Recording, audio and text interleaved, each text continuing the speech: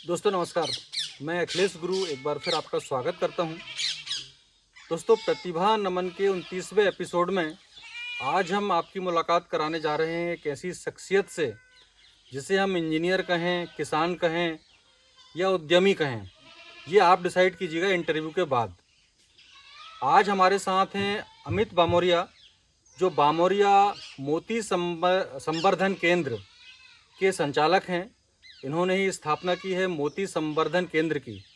मोती के बारे में वैसे तो आप सब जानते ही होंगे कि अभी तक हमने जो सुना है वो यही सुना है कि सीप में जब स्वाति नक्षत्र का पानी जाता है, बूंद पड़ती है, तब मोती बनते हैं।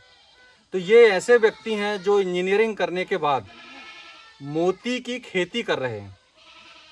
तो आज हम इनसे जानेंगे मोती की खेती के बारे में कि क्या क्या इन्होंने जाना है मोती की खेती को लेकर और लोगों को क्या क्या बता रहे हैं, क्या क्या सिखा रहे हैं। खुद तो कर ही रहे हैं खेती, साथ में ट्रेनिंग भी देते हैं ऑनलाइन। मोती की खेती आप कैसे कर सकते हैं और मोती की खेती करके एक अच्छा खासा प्रॉफिट आप जनरेट कर सकते हैं। तो अमित जी, आपका स्वागत है। सबसे पहले आपकी पारिवारिक पृष्ठभूमि के बारे में जानना चाहूँगा।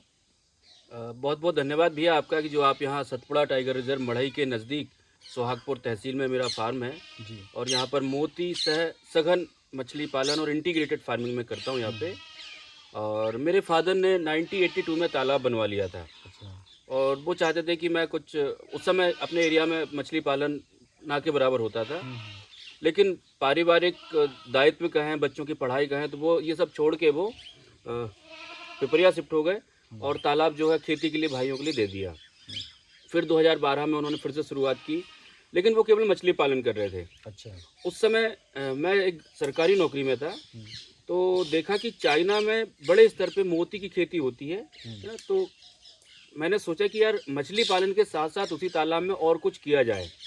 तो फिर हमने मोती पालन की शुरुआत की। तो 2-3 साल हमने सर्वे किया, सर्च किया कि क्या होता है, कैसे होता है। उस समय भारत में इतना प्रचलन नहीं था। तो फिर हमने इसको 2015 में शुरुआत की इसकी।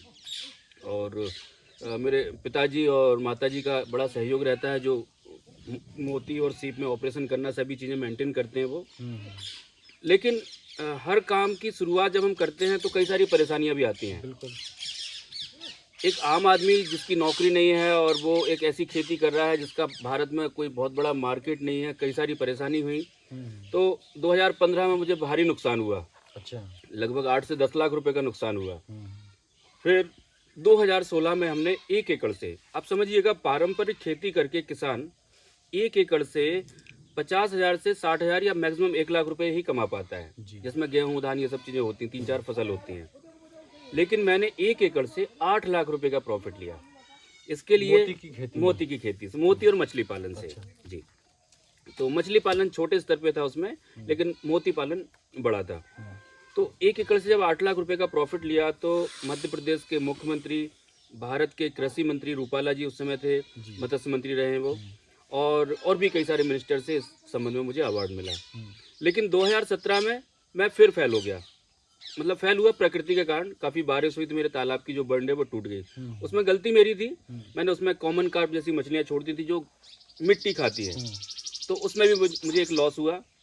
2018 में भी हमें एक छोटा सा लॉस देखना पड़ा। फिर 2019 में फिर से हमने रिकवर किया और एक बड़े स्केल पे हमने इसको शुरू किया फिर। अच्छा जी।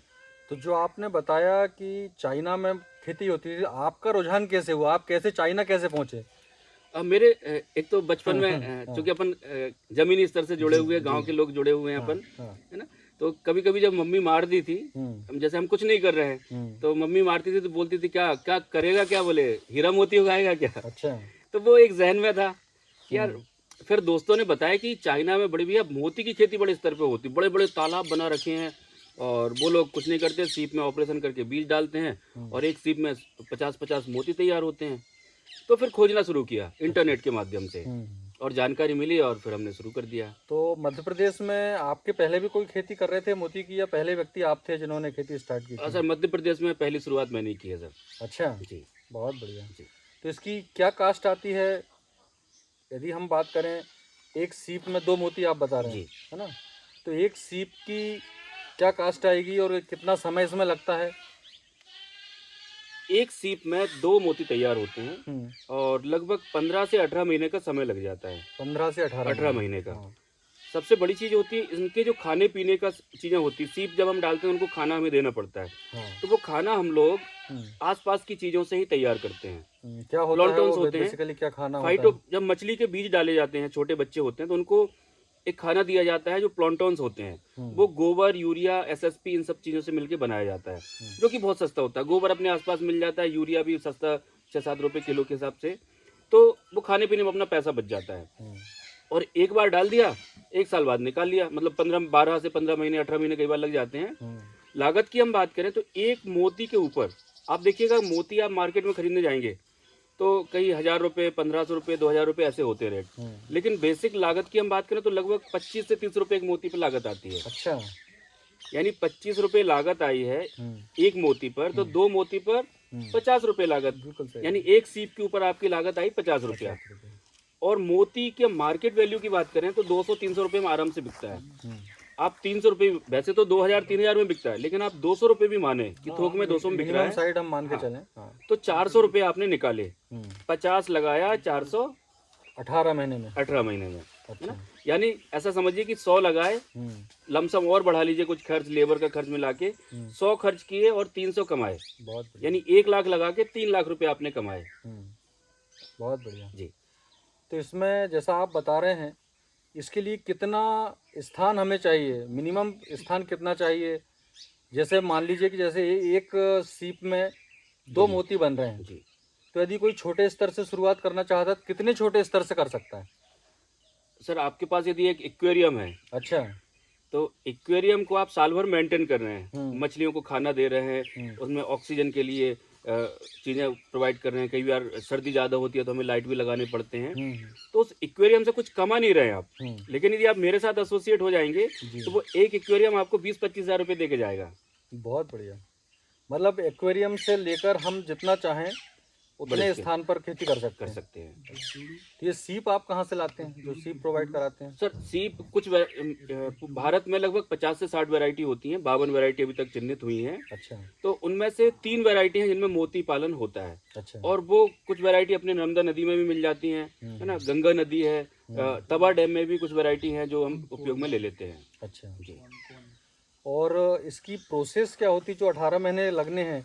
तो सीप आपने ले आए, उसके बाद क्या क्या ऐसा आप करते हैं, क्या क्या प्रोसेस में क्या क्या होता है, थोड़ा सा शॉर्ट में हाँ आप बताएं। हाँ, सीप जब हम लेके आते हैं तो वो एक दूसरे वातावरण में रहती है। जैसे हम तवा नदी से लेके आ गए तो तवा डैम का एटमॉस्फेयर, उसका पानी की वैल्यू, है ना, सभी चीज़ें अलग होती हैं। और हम अभी अपने तालाब में डालने वाले हैं। तो सबसे पहले तो हमें उनको आदत बनानी पड़ती है कि वो अपने तालाब में रह सकें। और उससे पहले हमें उनका खाना तैयार करना पड़ता है। खाना जब तैयार होता है, सीप को आदत हो जाती है कुछ दिन अपने तालाब में, या अपने जो पॉन्ड बनाया है, सीमेंटेड पॉन्ड या लाइनर पॉन्ड या नेचुरल पॉन्ड है आपका, तो उनको आदत हो जाती है कुछ दिन। देन फिर हम उनको ऑपरेशन प्रोसेस करते हैं। सीप में ऑपरेशन होता है। आपने एक बात कही थी कि एक नक्षत्र में स्वाति नक्षत्र का, हाँ, जो कहा जाता है कि हाँ, हाँ। पानी की बूंद जाती है, तो ये एक मतलब टेक्निकल भाषा में बात करें तो ये गलत चीज़ है। अच्छा। क्या होता है, आपकी आंख में यदि कोई कंकड़ चला जाता है तो क्या होता है, आंख से पानी निकलना अपने आप शुरू हो जाता है ना। और वो अपना शरीर चाहता है कि ये बाहर निकल जाए पानी के द्वारा। तो सीप भी वही प्रोसेस करती है। जैसे उसके अंदर कभी बरसात के दिनों में क्या होता है, जब पानी का वेग ज़्यादा होता है तो सीप भी बहती है। तो उसके अंदर कोई बाहरी कण, रेत, कुछ भी कंकड़ कुछ भी चला गया तो वो मतलब उसके शरीर के अंदर चला गया, अंदर ऐसा चला हम उसे गया। कह लें। हाँ, अंदर चला गया, वो चुभ रहा है उसको, तो वो अपनी लार उस पर छोड़ेगी और बाहर निकालने की कोशिश करेगी। अब या तो वो बाहर निकल जाएगा या फिर उसको चिकना कर देगी वो। तो जो उसकी लार होती है उसमें लस्टर होता है, चमक होती है, कैल्शियम होता है, वो मोती का प्रोसेस होता है। तो हम क्या करते हैं, वो जो पत्थर अपने आप फंसा था, जिसको हम नेचुरल मोती बोलते हैं, हम वो पत्थर उसको पेट में ऑपरेट करके फंसा देते हैं। अच्छा। ऐसी जगह फंसाते हैं जहाँ से वो निकाल नहीं पाए। तो ऑपरेशन करके, ऑपरेशन प्रोसेस होती है। ऑपरेशन प्रोसेस के बाद फिर हम इसको चेक करना होता है, देख रेख करनी होती है, खाना देखना होता है, पानी की वैल्यू वगैरह सब चीज़ें चेक करनी पड़ती हैं। अच्छा जी। तो सपोज एक एकड़ में कोई मोती की खेती करना चाहता है तालाब बनाकर, तो उसे कितनी लागत आएगी 1 एकड़ के हिसाब से, और क्या प्रॉफिट जनरेट करेगा वो? सर देखिए 1 एकड़ में तो आप जो है लगभग 50,000 सीप डाल सकते हैं, 50,000 सीप सीप डाल सकते हैं ना। हाँ, मतलब 50,000 1 लाख मोती हमें मिल प्राप्त हो जाएंगे। सकते हाँ, हैं। हाँ। अब मैंने आपको पहले बताया था 1 लाख एक मोती के ऊपर आपका खर्च आ रहा है लगभग 25 से 30 रुपया। 1 लाख मोती मतलब 30 लाख आपका खर्च होगा, लेकिन उससे रेवेन्यू कितने गुना जनरेट हो रहा है? 3 गुना। 3 गुना, कम से कम 3 हाँ, गुना। 3 से 4 गुना पैसा आपको मिल रहा है। हम्म, यानी 1 लाख रुपए आप खर्च कर रहे हो तो 4 लाख रुपए आप कमा रहे हो। हम्म, तो वो आपका बजट है, कितना आप लगा सकते हैं। जैसे 10,000 सीप से कैलकुलेशन करें तो 10,000 सीप में आपका खर्च जो आएगा और उसको आप 3 गुना 30 लाख रुपए आप कमा सकते हैं। अच्छा, बहुत बढ़िया। अभी बीच बीच में कुछ डिजाइनर मोती देखने को मिल रहे हैं, तो उसके बारे में थोड़ा सा बताएं, कैसे उसकी भारत जो है धर्म प्रधान देश है, बिल्कुल। अलग अलग धर्मों के लोग हैं। हम्म, मोती आप देखा होगा, मोती ठंडा होता है, हम्म, उसकी तासीर ठंडी होती है। जिनको गुस्सा ज्यादा आता है उनके उनको लिए धारण करने का सलाह वो दी देते जाती हैं। है। हाँ, हाँ। तो अभी जो है हम जब उनके अंदर ऑपरेशन करके हाफ राउंड या डिजाइनर या गोल मोती डालते हैं, तो वैसे ही हम लोग क्या करते हैं, डिजाइनर भगवान की आकृति का मोती बीज तैयार करते हैं और उसको ऑपरेशन करके डाल देते हैं।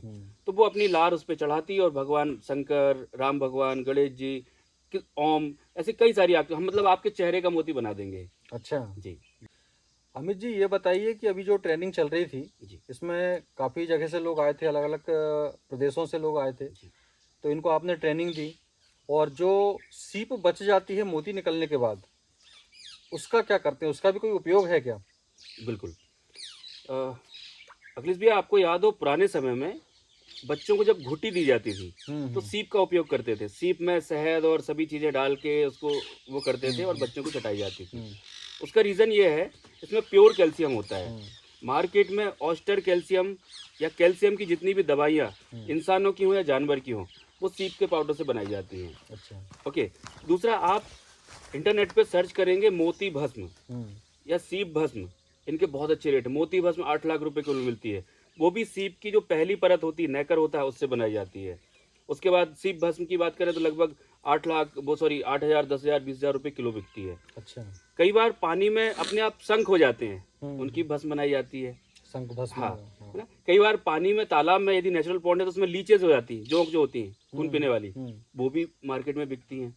तो हमने मोती निकलने के बाद जो सीप बच जाती है, उसका सबसे पहले तो हम ज्वेलरी बना लेते हैं, फिर उसके हैंडीक्राफ्ट आइटम बनते हैं। उसका जो मांस है वो मुर्गा मुर्गी मछली का खाना हो जाता है, भस्म बना लेते हैं उससे, और भी ऐसे बहुत सारी चीज़ें हम बना लेते हैं।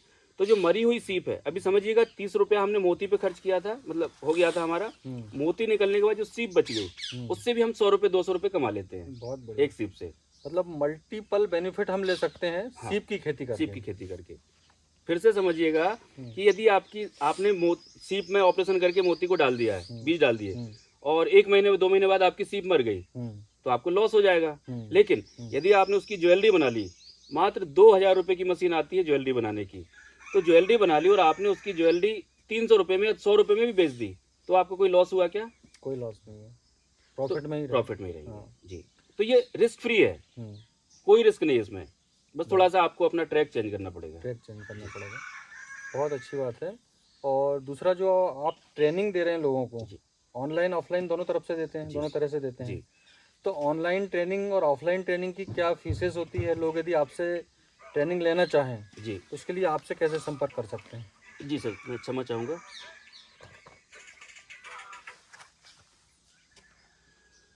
इसके लिए क्या है सर, हम लोग जो है इंटीग्रेटेड फार्मिंग की ट्रेनिंग उपलब्ध कराते हैं। और उसका रीज़न ये है, भारत में जैसे सीफा से, आज आपने देखा होगा ट्रेनिंग में कुछ लोग आए थे जिन्होंने सीफा, भुवनेश्वर में है ये, है ना, भारत सरकार का इंस्टीट्यूट है, वहाँ पे मोती पालन की ट्रेनिंग होती है।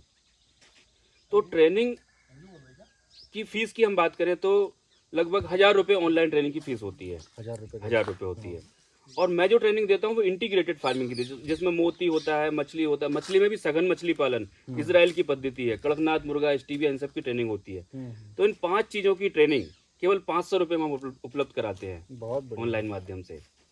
अब आप यदि आज के समय में इन सब चीज़ों की किताब खरीदने जाएंगे तो वो भी 1,000-2,000 रुपये की आएंगी, साथ में हम वो किताब भी देते हैं, बहुत सर्टिफिकेट, पूरा सपोर्ट मिलता है। आसानी से आप लोगों को सिखा सकते हैं, लोग सीखना चाहें तो जी, और और सीख कर एक अच्छा व्यवसाय खड़ा कर सकते हैं मोती की खेती का, और एक अच्छा लाभ कमा सकते हैं।